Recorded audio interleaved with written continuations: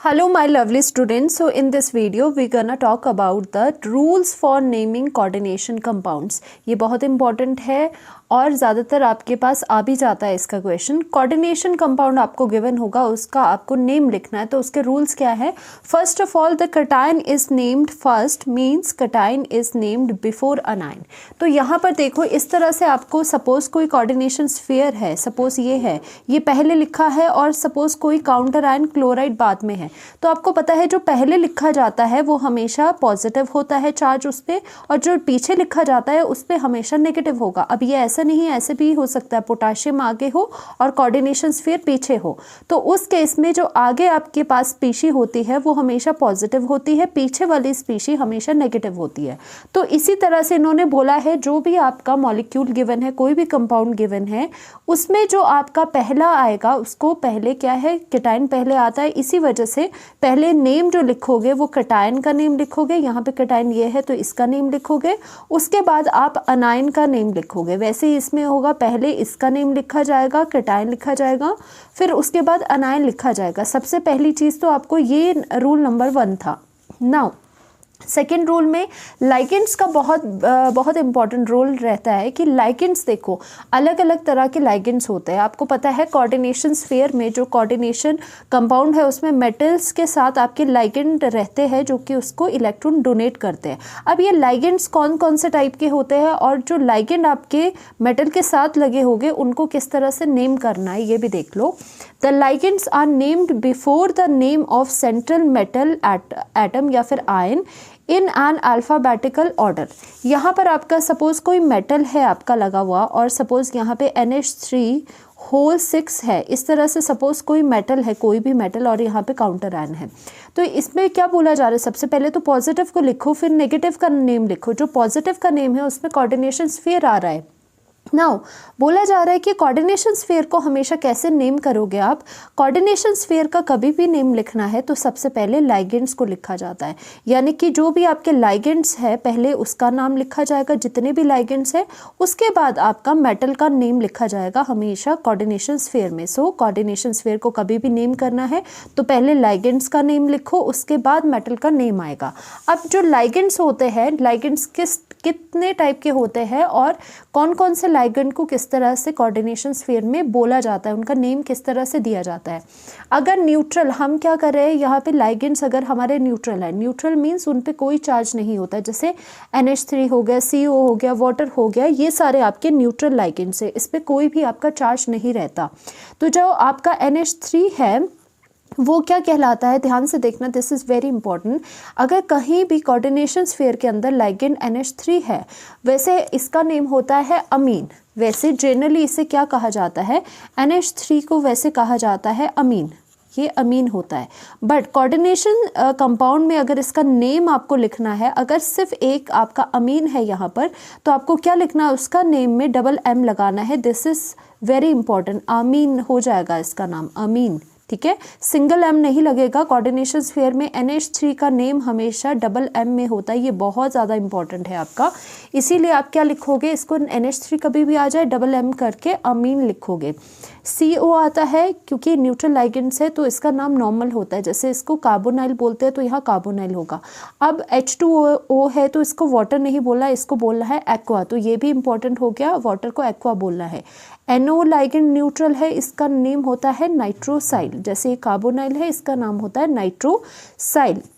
फिर O2 लगा है आपका, उसको बोलोगे डाईऑक्सीजन। P4 लगा है उसको कहोगे टेट्रा फॉस्फोरस। S8 लगा है तो ऑक्टा सल्फर हो जाएगा अगर ये लाइगेंड्स लगे होते हैं।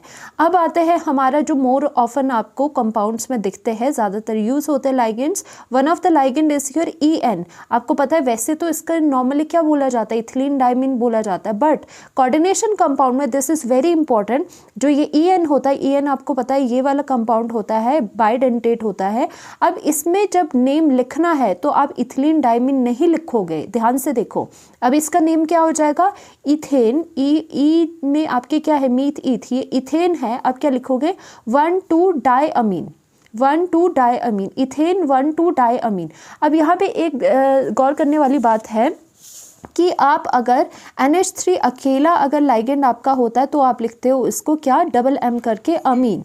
अगर आपका सपोज यहाँ पर जैसे इथिलीन डाइमीन में आपके पास दो NH2 ग्रुप लगे हैं, अब उसको डबल एम करके अमीन नहीं लिखना है, जैसे आप लिखते हो इसको क्या लिखोगे, इसका नेम क्या रहेगा, इथेन 1,2 डाई अमीन।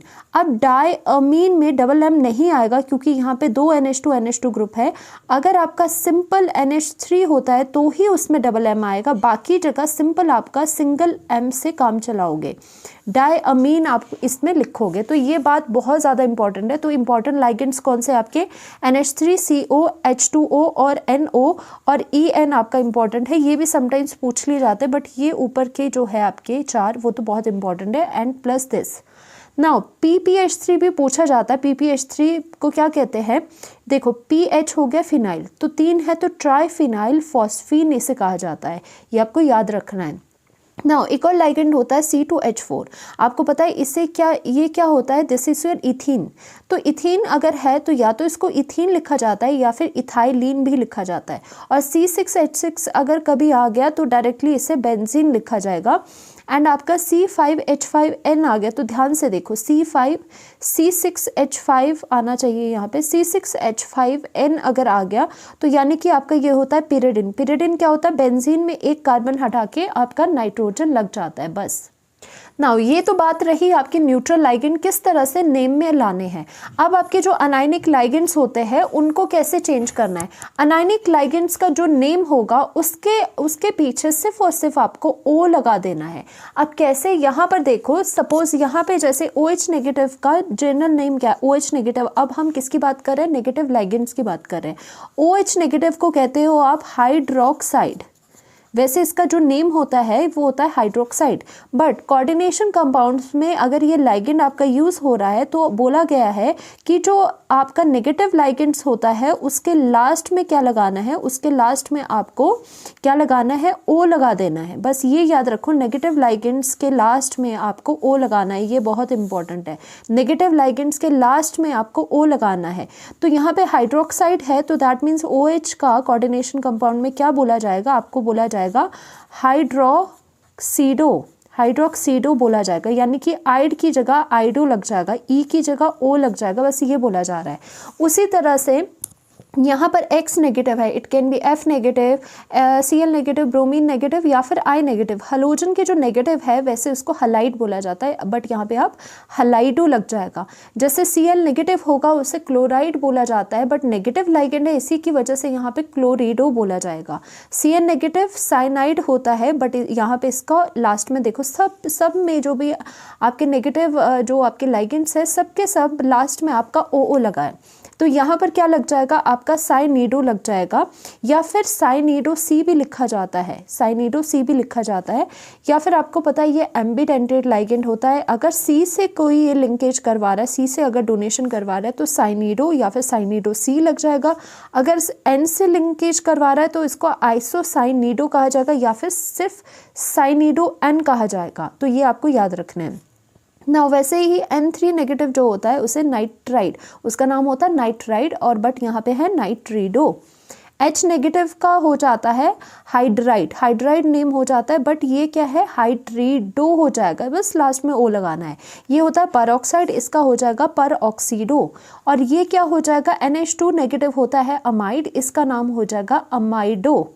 ठीक है, ये होता है अमाइड, अमाइडो, क्योंकि नेगेटिव है ना तो O आ गया।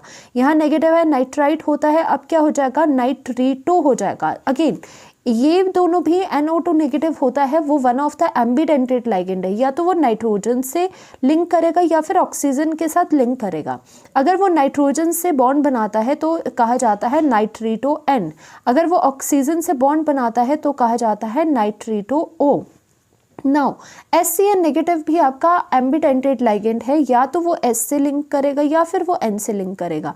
तो नेगेटिव है तो क्या बोला इसको, थायसाइनेटो, O तो लगाना है, बट S से लिंक करेगा तो बोलना है S। अगर N से लिंक करेगा तो उससे क्या बोलना है, थायसाइनेटो N।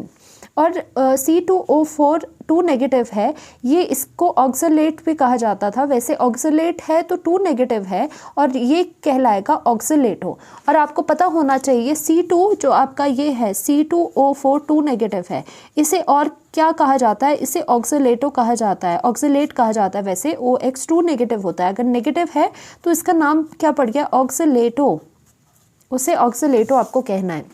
Now again DMG negative क्या होता है, डाईमिथाइल ग्लाइऑक्सीमेट होता था, ठीक है, डाईमिथाइल ग्लाइऑक्सीमेट। अब नेगेटिव है तो ग्लाइऑक्सीमेटो हो गए। इसी वजह से आपको प्लीज़ मैं अगेन रिपीट कर रही हूँ, आपने गलती नहीं करनी। अगर कोई भी लाइगेंड न्यूट्रल है तो डायरेक्ट जो नेम होता है वही उसका, न्यूट्रल लाइगेंड्स का वही उनके नेम रहते हैं, सिर्फ NH3 को छोड़ के उसमें MM होता है। बट यहाँ पे जो अनायनिक लाइगेंड्स है उसमें जो भी नेगेटिव लाइगेंड्स है उसके लास्ट में आपको हमेशा O लगाना है। जैसे फॉर एग्जांपल आपका हेक्साडेंटेट आता है EDTA4 नेगेटिव, ये भी नेगेटिव लाइगेंड होता है। तो इसको जब कोऑर्डिनेशन कंपाउंड के नेम्स लिखे जाएंगे तो आपको क्या लिखना है, ethylene diamine tetra acetato, not acetate, आप क्या लिखोगे, इथिलीन डाइमीन टेट्रा एसीटेटो। और जो कैटायनिक लाइगेंड्स है आपके, वैसे तो लाइगेंड्स या तो न्यूट्रल ही होते हैं या फिर नेगेटिव चार्ज होते हैं, बट अगर फिर भी आपको थोड़े बहुत किए जाए तो पॉजिटिव लाइगेंड भी बहुत एक्सेप्शनल केस है, वैसे तो होते ही नहीं है, पर अगर आ गया तो NO पॉजिटिव हो गया, उसमें EM लग जाता है लास्ट में। NO पॉजिटिव आ जाएगा तो नाइट्रोसोनियम आ जाएगा, NO2 पॉजिटिव आएगा तो नाइट्रोनियम आ जाएगा, इस तरह से होता है। बट ये ज़्यादातर नहीं आते आपको, वही आएंगे नेगेटिव वाले आएंगे, या फिर आपके कैसे आएंगे, या फिर न्यूट्रल लाइगेंड्स आएंगे। Now prefix mono, di, tri etcetera are used to indicate the number of the individual ligands in the coordination sphere. अब देखो 5th रूल आपका क्या है, आपको सभी को पता है, अगर ज़्यादा आपके लाइगेंड्स प्रेजेंट है, 2 है, 3 है, 4 है, तो बेसिकली आप उसको क्या बोलते हो, डाई, ट्राई, टेट्रा, इस तरह से मोनो बोलते हो, डाई, ट्राई, टेट्रा बोलते हो। बट अगर मतलब कोऑर्डिनेशन स्फीयर के अंदर, बट इसमें एक खास बात है कि देखो, अगर तो आपका यहाँ पे सपोज इस तरह से है, निकल है आपका Cl2 है, सपोज Cl6 होता सपोज अगर, तो आप क्या बोलते हैं, आप इसको हेक्साक्लोरिडो बोलते हैं, क्लोरिडो। क्लोरिडो क्यों, O क्यों लगा है, क्योंकि क्लोरीन नेगेटिव है। हेक्साक्लोरिडो बोलते हैं ये बताने के लिए कि वो नंबर कितना है, तो पहले लगाते हेक्सा फिर लगाते क्लोरिडो। बट यहाँ पे बोलने की क्या बात है कि यहाँ पे एक और चीज़ यूज़ होती है, बिस, ट्रिस और टेट्रा किस, ये वाली चीज़ें आपकी यूज़ होती है इसमें।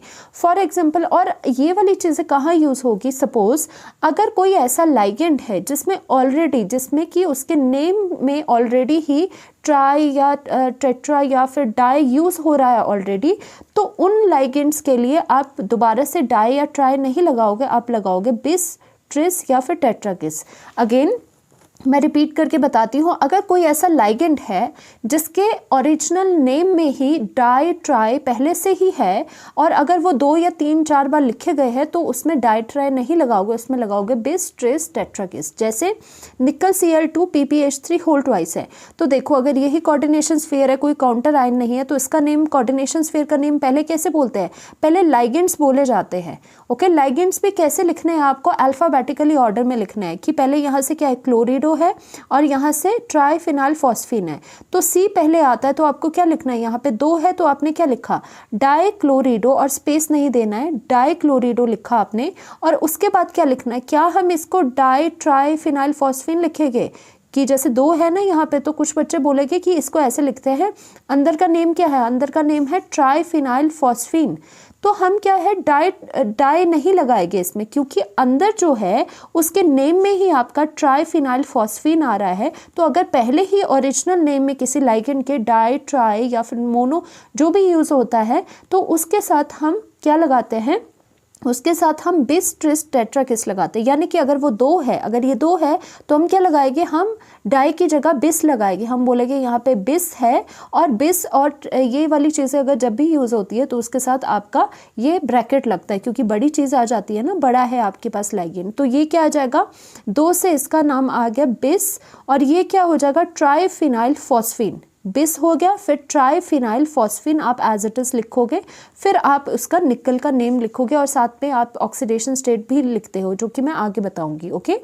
तो यानी कि बोलने का क्या मतलब है, जब भी आप कोऑर्डिनेशन स्फीयर की बात कर रहे हो सबसे पहले लाइगेंड्स का नेम लिखना है, लाइगेंड्स को अल्फाबेटिकली ऑर्डर में लिखना है।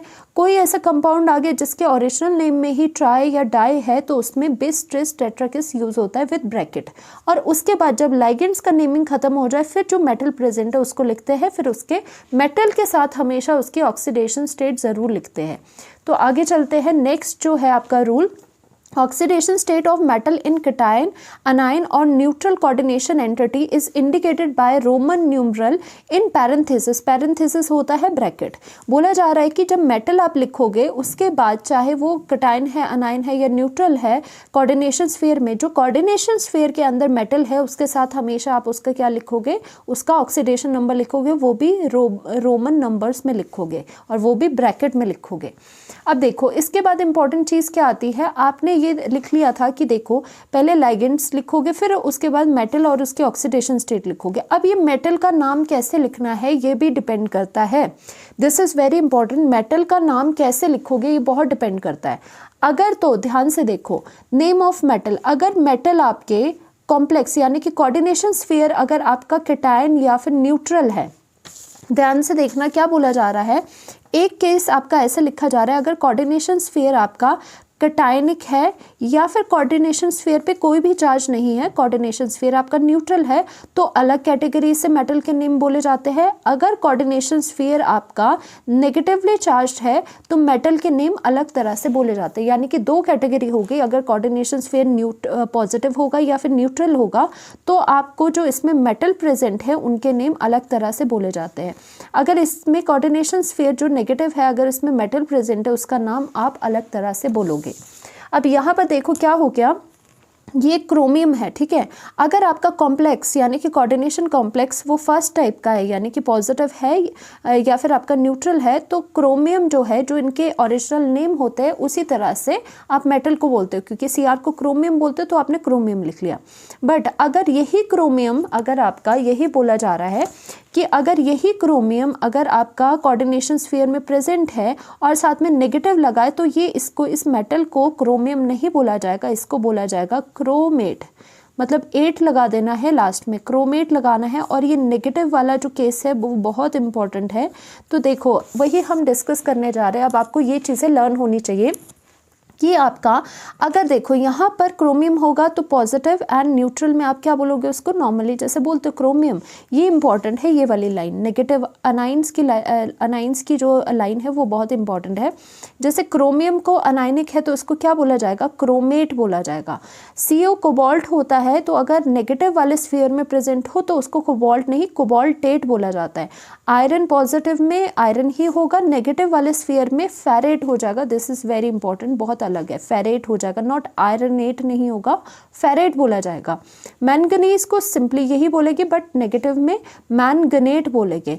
कॉपर को नेगेटिव में क्यूपरेट बोलेंगे। जिंक को जिंकेट बोला जाएगा, निकल को निकलेट, एल्यूमिनियम को एल्यूमिनेट और यहाँ पे टाइटेनियम को टाइटनेट बोला जाएगा।